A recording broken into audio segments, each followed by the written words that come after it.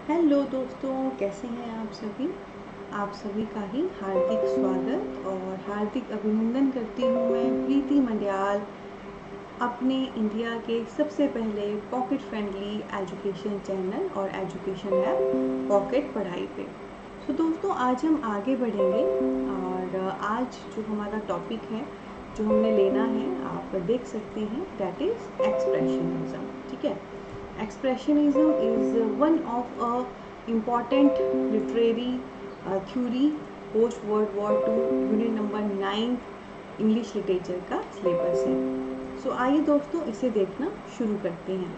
तो इससे पहले कि मैं इसको पढ़ाऊँ, आपको पता है सबसे पहले मैं टॉपिक का ही नेम लेती हूँ, उसको ही पूरा एक्सप्लोर करती हूँ और उसी से ही कॉन्सेप्ट समझाती हूँ, फिर हम आगे बढ़ते हैं। तो as you can see, expressionism ये बेसिकली एक्सप्रेशन शब्द से मिलके बना है। ठीक है, एक्सप्रेशन जैसे हम एक्सप्रेस करते हैं, हम खुद को जब एक्सप्रेस करते हैं, खुद के बारे में बताते हैं, खुद को शो करते हैं, तो वही दोस्तों हमारा एक्सप्रेशनिज्म में आता है। ठीक है, तो ये एक्सप्रेशन से बना है और ये एक्सप्रेशनिज्म में आता है। तो आइए देखते हैं इसमें क्या क्या है। तो दोस्तों, इसमें बहुत सारी चीज़ें हमने देखनी है। सबसे पहले मैं आपको बताना चाहती हूँ, ये जो एक्सप्रेशनिज्म है ये एक जर्मन मूवमेंट है। ठीक है, जर्मन मूवमेंट का मतलब हुआ ये बेसिकली जर्मनी में शुरू हुई थी और जो हमारा लिटरेचर है या आर्ट है या जो भी विजुअल आर्ट रहता है, विजुअल आर्ट यानी कि ऐसा आर्ट, ऐसी कला जिसको हम देख सकते हैं, जो हमारे सामने है, उससे ये संबंधित है और ये 1949 में शुरू हुई थी। ठीक है, तो हमारी एक्सप्रेशनिज्म कैसी मूवमेंट है, ये एक जर्मन मूवमेंट है। क्यों है? क्योंकि जर्मनी में शुरू हुई है। सेकेंड नंबर पे ये मूवमेंट जो है विजुअल आर्ट से संबंधित है। विजुअल आर्ट, विजुअल हो गया जो दिखे, आर्ट हो गया कला। तो ऐसी जो भी कला जो हम देख सकते हैं उससे ये संबंधित है। जैसे लिटरेचर यानी कि साहित्य होता है, साहित्य को हम देख सकते हैं, या कोई भी और आर्टिस्टिक चीज़, चाहे वो मूर्ति है, पेंटिंग है, जिसको हम देख सके, जो हमारे सामने विजुअल हो, वो हमारा इसमें आता है। ठीक है, अब आप सोच रहे होंगे विजुअल तो आर्ट तो सारे दिखते हैं। नहीं, सारे आर्ट नहीं दिखते हैं। अगर कोई गा रहा है, if someone is singing, so that is not a visual art, क्योंकि वो नॉन विजुअल है, वो आपको दिखाई नहीं देगा, वो सुनाई देगा, है ना। पर जो चीज़ें आपको दिखती हैं, पेंटिंग, स्कल्पचर, लिटरेचर, वो हमारा विजुअल आर्ट में आता है। और ये कब आया था? ये 1949 से बेसिकली शुरू हुआ है। अगला पॉइंट दोस्तों इसमें है, ये बेसिकली एक रिवॉल्ट था रियलिज्म के खिलाफ। ठीक है, रिवॉल्ट क्या होता है? काइंड ऑफ क्रांति, किसी का विद्रोह करना। तो जो रियलिज्म है ये उसके खिलाफ था, ये रियलिज्म के खिलाफ एक रिवोल्ट था। ठीक है, अब रियलिज्म क्या होता है? रियलिज्म हम यहाँ पे सच्चाई की बात करेंगे। ठीक है, पर यहाँ पे रियलिज्म वो वाली सच्चाई नहीं है दोस्तों जो एक्चुअली सच्चाई होती है, बल्कि यहाँ पे रियलिज्म वो वाली सच्चाई है जो दुनियादारी के लिए हम शो करते हैं। ठीक है, फॉर एग्ज़ाम्पल मैं आपको बताती हूँ, जैसे नॉर्मली अगर आप मूवीज़ देखो तो मूवीज़ में हम कैसे एक्शन वाला दिखाते हैं, हीरो, मर्द को दर्द नहीं होता, है ना, वो दिखाते हैं, उसको हम ज़्यादा लोगों में फैलाते हैं एंड ऑल। पर आप सब जानते हैं एक्चुअली में this is not reality. Actually में मर्द को भी दर्द होता है, मर्द के भी इमोशन होते हैं, उसको भी फील होता है। ठीक है, तो ये उस रियलिटी के खिलाफ है एक्सप्रेशनिज्म, जो हमारे ट्रू रियल बीइंग को बाहर आने से रोके। ठीक है, जो हमें बार बार बोले कि अच्छा, जो हमें बार बार बोले कि आपको मतलब ऐसे रहो, ऐसे चलो, ये ऐसा होना चाहिए, जो बड़ा आइडियलिज्म कर देते हैं हम चीज़ों को, उसके ये खिलाफ था। ये उस रियलिटी के खिलाफ था जो हमें सच्चा होने से रोके। ठीक है, और ये बिलीव करता था कि ट्रूली जो हम हैं हम उसको एक्सप्रेस करें। ठीक है, ना कि समाज के प्रेशर के तहत जो हमें रहने के लिए कहा जाता है हम उसको फोकस करें। उसके बाद दोस्तों इसमें क्या फोकस था? Express truly, shift from society to soul of man. तो इसमें था कि हम सोसाइटी पे ना फोकस करें, बल्कि जो वाकई एक आदमी की सोल कहती है हम उस पर फोकस करें। तो ये एक मेजर शिफ्ट एक्सप्रेशनिज्म मूवमेंट की वजह से आया। इससे पहले हम हर चीज़ को सोसाइटी के अकॉर्डिंग, आइडियलिज्म के अकॉर्डिंग, ये ऐसा होना चाहिए, उसके अकॉर्डिंग लोगों के सामने लेकर आते थे। पर इसने वहाँ पे फोकस हटाया और इसने मेन फोकस किया कि वाकई हमारा दिल क्या चाहता है, वाकई हमारी सोल क्या चाहती है, हम उस पर फोकस करें, उसको एक्सप्रेस करें। ठीक है। और अगला पॉइंट यहाँ पे है, real protagonist is emotional, troubled, abnormal and full of modern anxiety. और इन्होंने बहुत ही हाईलाइट किया इस चीज़ को, जो हम हर बार छुपाते हैं। हमको लगता है कि जो प्रोटैगोनिस्ट होता है बेटा, मेन एक्टर, मेन हीरो, जिसके इर्द गिर्द कोई स्टोरी घूम रही है ना। तो जर्नली हम कैसा शो करते हैं, किसी भी लिटरेचर में, किसी भी जगह कोई मूर्ति बनाई है तो तलवार लेके योद्धा खड़ा है, या कोई अगर वर्क है तो हीरो जी ऐसा, उसने इतनी गोलियां खा ली, ये हो गया वो हो गया। पर नहीं, इसने कहा जो रियल प्रोटैगोनिस्ट है, जो मेन हमारा पर्सन है, वो इमोशनल है, उसके भी इमोशंस हैं, उसको भी ट्रबलिंग फील होती है, वो भी एबनॉर्मल फील करता है, एंड वो भी बहुत सारी मॉडर्न एग्जाइटी से जुड़ा हुआ है, उसको भी बहुत सारे दुख हैं, उसको भी बहुत ज़्यादा गुस्सा है, फ्रस्ट्रेशन है। ठीक है। तो ये बात दोस्तों यहाँ पर है। तो इन्होंने क्या एक्सप्रेस किया ट्रूली, सबसे पहला कि हमने सोसाइटी के अकॉर्डिंग नहीं बताना व्हाट वी फील, हमने बताना actually what we feel, actually हमारी सोल वाकई क्या कहती है, हम उसको एक्सप्रेस करें। दूसरा, जो अभी तक होता आ रहा था, हर बार बड़ा हाईलाइट करना, बड़ा जंबो शेरशाह शो करना, उसको इसने नहीं कहा। उसने कहा कि भाई मर्द को भी दर्द होता है, जो भी आप इतना हाई फाई करके, एग्जैजरेट करके हीरोइज्म दिखाते हो, वैसा नहीं है, जो ट्रूली हम है उसको शो करें। ठीक है। तो हमने क्या क्या देखा, एक तो ये जर्मन में मूवमेंट आई, 1949 में आई, विजुअल आर्ट, जो भी आर्ट दिखे उससे संबंधित है, लिटरेचर, स्कल्पचर, पेंटिंग, ये रियलिज्म के खिलाफ था। पर कौन सा रियलिज्म, जो हमें झूठी सच्चाई बताता है सोसाइटी के अकॉर्डिंग। और इसने क्या कहा, एक्सप्रेस करिए वाकई जो हमारी सोल फील करती है, ना कि वो जो हमें सोसाइटी फील करने के लिए कहती है।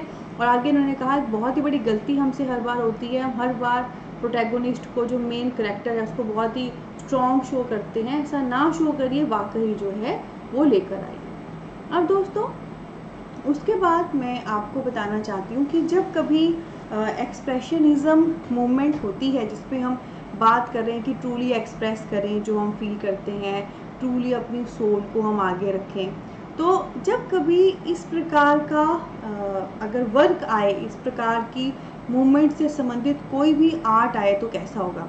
तो हम स्टाइल की बात करेंगे कि एक्सप्रेशनिज्म में स्टाइल कैसा है। तो सबसे पहला स्टाइल है डिसजॉइंट सिंटैक्स। ठीक है। सिंटैक्स होता है सेंटेंस, जैसे आप कोई सेंटेंस लिखते हो, जैसे मैं बोलूँ मैं खाना खा रही हूँ, तो इसमें मैं, खाना, खा रही हूँ, ये सारी चीज़ें मिली ना प्रॉपर, मैं फिर खाना खा रही हूँ, प्रॉपर सीक्वेंस में मिली, तो हमारे सामने ये एक पूरा सेंटेंस बना जिसका कोई ना कोई मीनिंग निकला। पर एक्सप्रेशनिज्म में क्योंकि आप ट्रूली फ्री हो, जो भी आप फील करें आप लिख दो, तो ज़रूरी नहीं है आपका सिंटैक्स सही हो, ज़रूरी नहीं है आपका सेंटेंस एग्जैक्ट हो, आपके जो मन में आएगा आप लिख दोगे, ज़रूरी नहीं है उससे कोई एक फील निकल के आए, कोई मीनिंग निकल के आए। तो इसमें जो सिंटैक्स है वो डिसजॉइंट होता है। ठीक है। सिंटैक्स यानी कि सेंटेंस, इसमें जो सेंटेंस है दोस्तों वो टूटा फूटा होता है, उसका कोई एग्जैक्ट मीनिंग नहीं निकल के आ रहा होता है। नेक्स्ट नंबर पे डायनामिक इमेजरी। डायनामिक होता है विविडनेस होना, डायनामिसिटी होना, या सिंपल कहूँ वेराइटी होना। तो जब एक्सप्रेशनिज्म के तहत वर्क आएगा तो उसमें जो इमेजरी है, जो भी आपने इमेजेस या इमेजिनेशन उसमें शो की है, उसमें आपको एक डायनामिसिटी देखने को मिलती है। डायनामिसिटी होता है एक वैरायटी देखने को मिलती है। इसमें आप ना एक जगह तक फिक्स नहीं होते कि अच्छा मैं स्कूल लाइफ के बारे में बता रही हूँ तो मुझे स्कूल का ही मेंशन करना है, नहीं, आप स्कूल के बारे में बताओ, स्कूल के आसपास जो पहाड़ है वहाँ के बारे में बताओ, अचानक से आप आसमान का जिक्र कर दो, वहाँ पहुँच जाओ। तो इस वर्क में इमेजिनेशन, आप जो इमेजेस यूज़ कर रहे हो वो प्रॉपर वैरायटी होती है, आप बंधे नहीं होते। उसके बाद डिसकंटिन्यू टाइम सीक्वेंस। ठीक है। इसमें जब आप चीज़ लिखोगे उसमें आपको एक समय का प्रॉपर सीक्वेंस नहीं मिलता है। प्रॉपर सीक्वेंस कहने का मतलब, जैसे मैं नॉर्मल अगर मान लो मुझे अपनी ज़िंदगी के बारे में बताना है, तो नॉर्मली अगर मैं लिखूँगी तो पहला अपना बचपन, school life, college life, job, शादी, बच्चे, इस प्रकार से आई विल शो, मतलब I will show it in a proper sequence कि ऐसा समय में ये हुआ वो हुआ।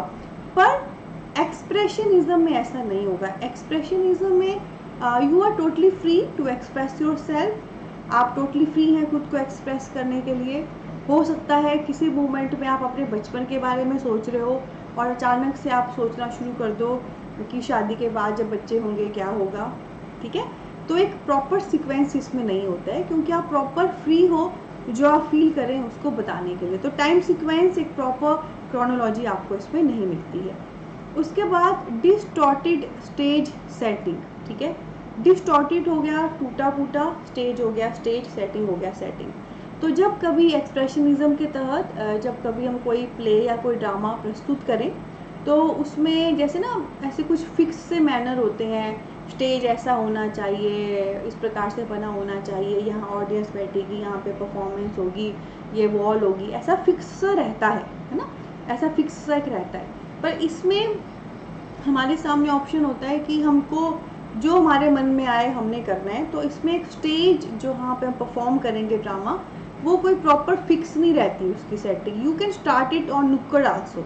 अगर इससे संबंधित आपका कोई प्ले, आप नुक्कड़ पे भी कर सकते हो। आपने नुक्कड़ प्लेस देखे होंगे बहुत सारे, जो नुक्कड़ पे प्लेस होते हैं, वहाँ पे जनरली अगर आपने देखा हो तो कोई ऐसा प्रॉपर होता तो नहीं है, वो गली मोहल्ले में शुरू कर देते हैं। ऐसा कोई ऑडियंस के लिए स्पेशल जगह नहीं होती, परफॉर्मेंस के लिए स्पेशल जगह नहीं होती, तो वैसा इसमें रहता है। उसके बाद है स्पेशल इफ़ेक्ट्स तो बाकी सब तो उसमें टूटा फूटा है, पर क्योंकि ये है दिल की बात दिल तक, तो इसमें आपको कुछ स्पेशल इफ़ेक्ट्स देखने को मिलते हैं। और ऐसा होता है दोस्तों, अब आप अगर कोई चीज़ सोसाइटी के अकॉर्डिंग ला रहे हो ना, तो आप दिमाग की बात करोगे।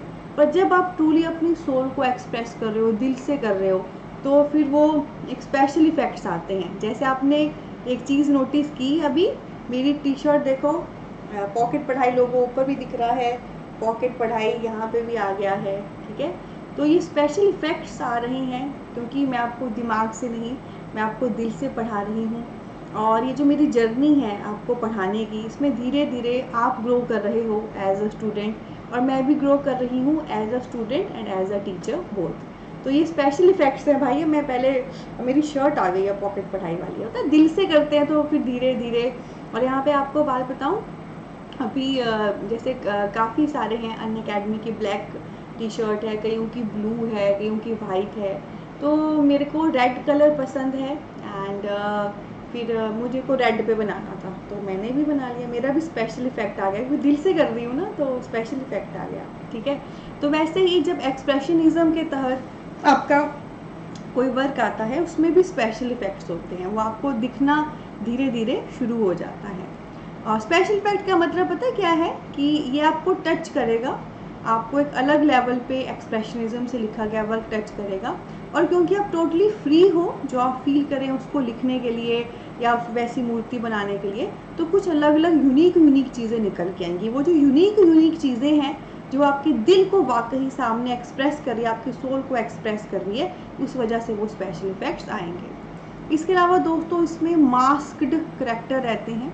मास्क्ड करैक्टर क्या होता है कि इसको जब हम परफॉर्म करते हैं इसके तहत किसी प्ले को, तो जो करैक्टर्स हैं, जो पात्र हैं, उन्होंने मास्क पहने होते हैं, ठीक है। जैसे आपको आपने पता नहीं, मेरे को भी बोलना नहीं आ रहा, पर वो कथकली डांस है ना, कथकली केरला का है, तो उसमें आपने देखा होगा बड़े बड़े मुखौटे पहने होते हैं, है ना।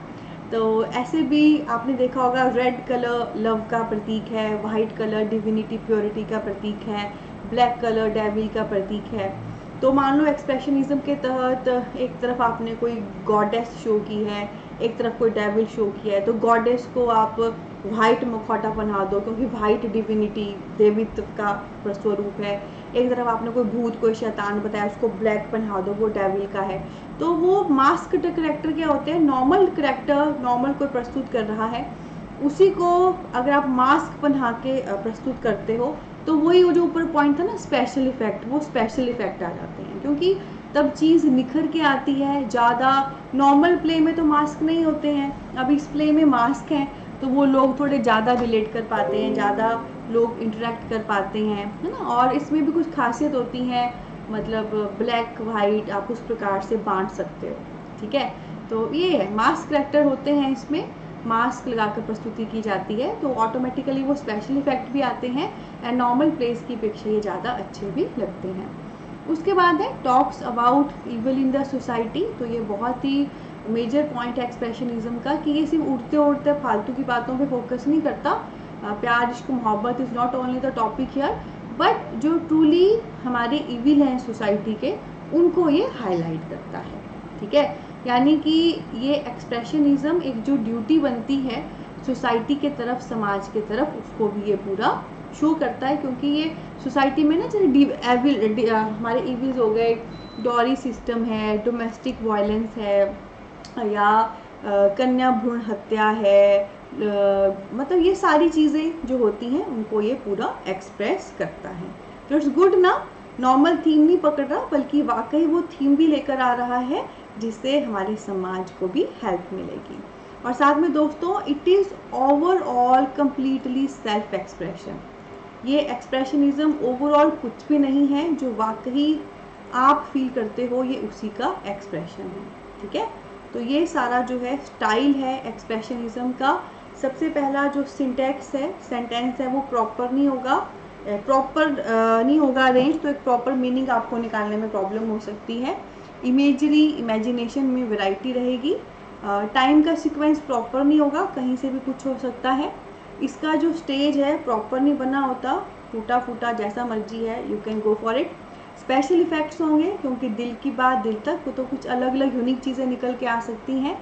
करेक्टर मास्क्ड होंगे, मास्क वाले इसमें करेक्टर होते हैं, तो थोड़ा यूनिक लगता है, स्पेशल इफेक्ट्स के साथ लगता है, मज़ा आता है। और इसमें जो थीम है वो सोसाइटी के इविल्स, बुराइयाँ रह सकती हैं, और ये टोटली जो है हमारा सेल्फ एक्सप्रेशन है, जो टोटली हमारा अंदर का एक्सप्रेशन है, उसको ये बताता है, ठीक है। आइए आगे बढ़ते हैं।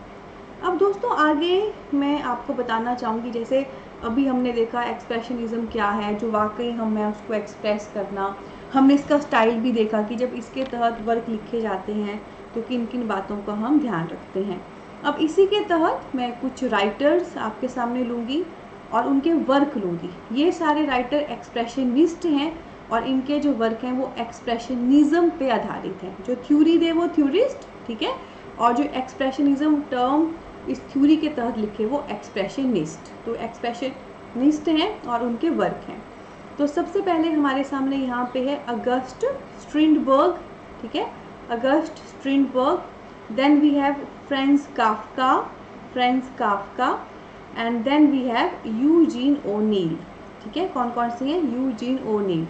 अगस्ट स्ट्रिंडबर्ग का वर्क है the Dream Play, August Strindberg का वर्क है the Dream Play. Franz Kafka का वर्क है द ट्रायल, फ्रांज काफ्का का वर्क है द ट्रायल। यूजीन ओनील का वर्क है द हेयरी एब, ठीक है, यूजीन ओनील का वर्क है हेयरी एब, ठीक है। और अगस्ट स्ट्रिंडबर्ग का जो ड्रीम प्ले है, इसमें एक स्टेटमेंट है, be waits universal evil without offering any hope. जैसे आता है ना कि किस राइटर का कौन सा वर्क है, उसमें कौन सी स्टेटमेंट है। सो अगस्ट स्ट्रिंडबर्ग का वर्क है द ड्रीम प्ले, जिसमें स्टेटमेंट है, be waits universal evil without offering any hope, ठीक है। उसके बाद फ्रांज काफ्का का वर्क है द ट्रायल, जिसमें एक स्टेटमेंट है, God parcels out unmerited suffering to the man, ठीक है, God parcels out unmerited suffering to the man, ठीक है। तो ये आपने ध्यान रखना है। राइटर का नेम है अगस्ट स्ट्रिंडबर्ग, वर्क है ड्रीम प्ले, फिर फ्रांज काफ्का वर्क है ट्रायल, और फिर है यूजीन ओनील, उसका वर्क है हैरी एब, ठीक है। और अगस्ट स्ट्रिंडबर्ग का जो वर्क है ड्रीम प्ले, उसमें क्या है, be waits universal evil without offering any hope, ठीक है। और फ्रांज काफ्का के टाइम में क्या है, God parcels out unmerited suffering to the man, ठीक है। तो दोस्तों इस प्रकार हमारा एक्सप्रेशनिज्म पूरा होता है। पर यहाँ पर एक प्रश्न आज आपको मैं घर के लिए दे रही हूँ, ध्यान से सुनना, बहुत इम्पॉर्टेंट है। मैंने अभी आपको बताया स्ट्रिंडबर्ग का वर्क है ड्रीम प्ले, और उसमें ये स्टेटमेंट है, ठीक है। पर आपने जाके चेक करना है क्या मैंने आपको सही पढ़ाया है, क्या ये जो स्टेटमेंट है ये स्टेटमेंट है ड्रीम प्ले में स्ट्रिंग वर्क की, या ये भी एक वर्क है स्ट्रिंग वर्क का। और वैसे ही जैसे काफ्का का वर्क मैंने पढ़ाया है द ट्रायल, और उसमें ये स्टेटमेंट है God parcels out unmerited suffering to the man, तो ये भी आपने चेक करना है वाकई ये इसकी स्टेटमेंट है या ये भी फ्रेंस काफ्का का ही एक वर्क है, ठीक है। तो ये आपने चेक करना है। और आपको पता है मैं आपको क्यों बता रही हूँ, ये क्यों बता रही हूँ, मुझे तो पता है कि मैंने क्या पढ़ाया वो सही है गलत, आई नो, पर एक मैं आपको चीज़ बताना चाहती हूँ बहुत ख़ास। ऑनलाइन ना बहुत सारे सोर्सेज हैं जो पढ़ाते हैं एंड टीच करते हैं, और हर टीचर दोस्तों एक स्टूडेंट ही है, वो भी सीख रहा है, वो भी लर्निंग कर रहा है। तो मैंने बहुत सारे टीचर देखे हैं जो गलत पढ़ा देते हैं, और वो भी बहुत प्राउड के मतलब बहुत कॉन्फिडेंस के साथ, ठीक है। मेरे से भी गलतियाँ हुई हैं, आगे भी होंगी, पर हाँ मैं उसको सुधारती रहती हूँ। तो मैं चाहती हूँ कि आप कभी भी ना किसी गलत चीज़ को पढ़ के आगे ना निकलें। आप रिलाय करिए, आपको समझ आता है, अच्छे टीचिंग पे आप रिलाय करिए, वो बहुत अच्छी बात है, पर साथ साथ में चेक भी करते रहिए कि अच्छा जो ये पढ़ा रहे हैं सही है कि नहीं। और आपको पता है गूगल जिंदाबाद, उसका आप हेल्प लीजिए, ठीक है। सो ये मैं आपको बताना चाहती थी। और दोस्तों आज ही डाउनलोड करिए इंडिया के सबसे पहले pocket friendly education app pocket पढ़ाई को, लिंक जो है वीडियो के डिस्क्रिप्शन पे दिया गया है। वहाँ पर आने वाले एनटीए के एग्ज़ाम के लिए फुल फ्लैश्ड कोर्स लॉन्च हो चुका है इंग्लिश को लेकर, ठीक है। और बहुत ही पॉकेट फ्रेंडली जेन्युइन रेट पे है, और क्योंकि ये इंडिया का सबसे पहला पॉकेट फ्रेंडली एजुकेशन ऐप है, और क्वांटिटी और क्वालिटी तो माशाअल्लाह, तो आप ज़रूर उसे ज्वाइन करें, ठीक है। तो दोस्तों अच्छी लगी हो वीडियो तो सेशन को, हमारी इस वीडियो को लाइक करें, शेयर करें, सब्सक्राइब करें चैनल को, और आई होप हंसते हंसते कट गए आपके पढ़ाई के रास्ते। और ये हर एक पॉइंट एक एमसीक्यू है, ध्यान रखिए, एक एक करके भी आ सकता है या कंबाइन लेवल पे इकट्ठा भी आ सकता है, ठीक है। तो अच्छे से आपने पढ़ना है और आगे बढ़ना है। और एक टिप दे देती हूँ चलते चलते कि हम यहाँ पे जो भी मूवमेंट देख रहे हैं, मैंने अपने लेवल पे बेस्ट कोशिश की है कि आपकी अच्छे से कॉन्सेप्ट बिल्डिंग हो, आपको पूरा समझ आ जाए, पूरा याद हो जाए। पर साथ में आप इस हर मूवमेंट को गूगल करते रहिए, हर मूवमेंट को गूगल कर लिए, इसमें कोई भी राइटर या वर्क आ रहा है उसको भी गूगल कर लीजिए। जितना मैं आपको पढ़ा रही हूँ इससे एक टोपोलॉजी तो आपकी पूरी तैयार हो जाएगी, एक लिस्ट आपके सामने आ जाएगी राइटर्स की, वर्क की, कॉन्सेप्ट की, थ्योरीज की, सब कॉन्सेप्ट की। पर हमको फिर एंटी लेवल तक उसे लेकर जाना है। तो बोलते हैं ना ताली दो हाथों से बजती है, राइट। तो मेरा बेहतरीन पढ़ाना और आपका बेहतरीन पढ़ना दोनों ज़रूरी है, ओके। तो करते रहिए। बाकी कंप्लीट कोर्स अगर आपको इंग्लिश पे चाहिए ऐसे ही अच्छे ऑसम ब्लॉसम सेशन के साथ, तो ऐप डाउनलोड कर लीजिए और वहाँ से हमारी जो है कोर्स बाय कर लीजिए। ये जो कोर्स है ये सिर्फ 2499 पे है, ये सिर्फ कोर्स अवेलेबल है 2499 पे। और 1 ईयर की इसकी पूरी जो है 1 ईयर की इसकी क्या कहते हैं उसको, आप उसको असेस कर सकते हो। Complete study material, mock test, PYQ सब अवेलेबल है। तो इसी नोट पे लेती हूँ अलविदा। बहुत सारा प्यार, बहुत सारी ब्लेसिंग, टेक केयर। और हाँ, जो मैंने आपको प्रश्न दिया है उसको देख जरूर लेना और मुझे बताना, सॉरी ये नहीं था, ये था जो मैंने बोला, उसको देख जरूर लेना और मुझे बताना कि मैंने सही पढ़ाया है या गलत पढ़ाया है, कमेंट पे करना। और साथ में दोस्तों यहाँ पर भी आप वो तरीका अपना सकते हो। कौन सा? मैंने क्या कहा था, जब अलग अलग राइटर्स आए, वर्क आए, नहीं याद होता, हमें भूल जाता है, तो बार बार इन राइटर्स के नेम को गुनगुनाइए, वर्क को गुनगुनाइए और दिमाग में बिठाइए। टेक केयर, बहुत सारा प्यार और ब्लेसिंग।